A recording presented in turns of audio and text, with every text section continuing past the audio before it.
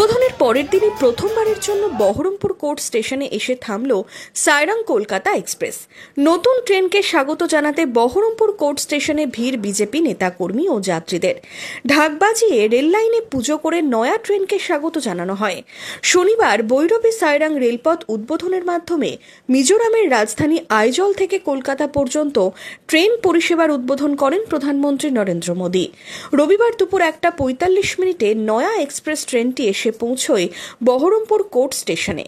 কয়েক মিনিট পর কলকাতার উদ্দেশ্যে রওনা দেয়। স্টেশনে নতুন এক্সপ্রেস ট্রেনকে স্বাগত জানাতে উপস্থিত ছিলেন বহরমপুরের বিধায়ক সুব্রত মৈত্র সহ বহু সাধারণ মানুষ। দেশ স্বাধীন হওয়ার 78 বছর অতিক্রান্ত হয়ে গেছে। উত্তর পূর্বাঞ্চলের মিজোরামের সাথে এখনো পর্যন্ত ট্রেন লাইন কোনোভাবেই যুক্ত হয়নি। অসাধ্য সাধন করলেন আমাদের যশস্বী প্রধানমন্ত্রী নরেন্দ্র মোদীজি এবং রেলমন্ত্রী অশ্বিনী বৈষ্ণবজি।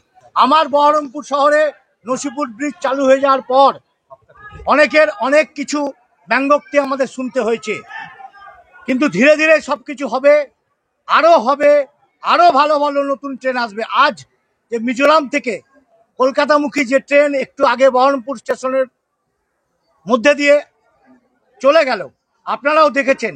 সেই ট্রেন আসার জন্য আমাদের সমস্ত রেলওয়ে কর্মচারী, আরপিএফ, জিআরপি এবং ভারতবর্ষের প্রধানমন্ত্রী এবং রেলমন্ত্রীকে আমাদের বহরমপুরবাসীর পক্ষ থেকে অসংখ্য ধন্যবাদ। প্ল্যাটফর্ম রেডি না হওয়ার জন্য আগামী দিনে আরো ভালো ভালো ট্রেন আনার সম্ভাবনা থাকা সত্ত্বেও দেরি হচ্ছে।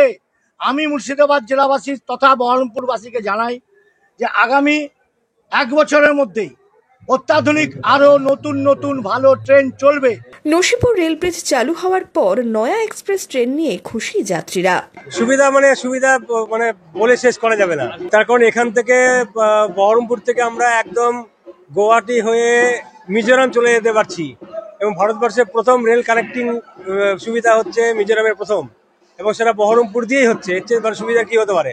এই ট্রেন হওয়াতে আমাদের অনেকখানি সুবিধা হয়েছে, কারণ আমরা আগে যে এখান থেকে আমাদেরকে খাগড়াঘাট যেতে হতো বা হাওড়া যেতে হতো, কলকাতা যেতে হতো, সেটা আর যেতে হবে না। তো আমরা এখান থেকে সরাসরি মিজোরাম যেতে পারবো। নট অনলি মিজোরাম, গুয়াহাটি, কামাখ্যা, শিলিগুড়ি সব জায়গাতেই যেতে পারবো। দার্জিলিং যাওয়া খুব সুবিধা হয়ে গেল। অপেক্ষার অবসান। পুজোর আগে সুখবর, এবার বহরমপুর থেকে সোজা কামাখ্যা হয়ে মিজোরাম। তবে এতেও মন ভরছে না জেলাবাসীর। আজকে 2025 সালে এসে আমাদের সেই স্বপ্ন পূরণ হতে চলেছে।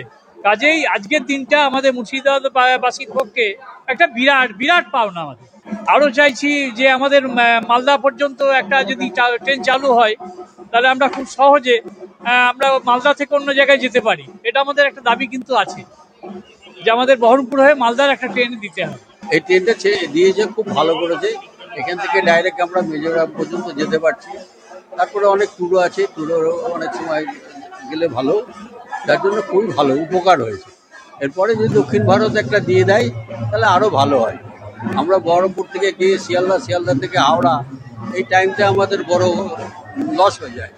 তার জন্য ডাইরেক্ট যদি আমরা দক্ষিণ ভারত পেয়ে যাই তাহলে খুব ভালো হয়। এদিন নতুন এক্সপ্রেস ট্রেনকে ঘিরে সকাল থেকেই যাত্রী থেকে সাধারণ মানুষ অনেকেই অপেক্ষায় ছিলেন। তবে কলকাতা সাইরাং এক্সপ্রেসে উত্তর পূর্ব ভারতের নতুন দিগন্ত খুলে গেল। Bureau report, imagine community media.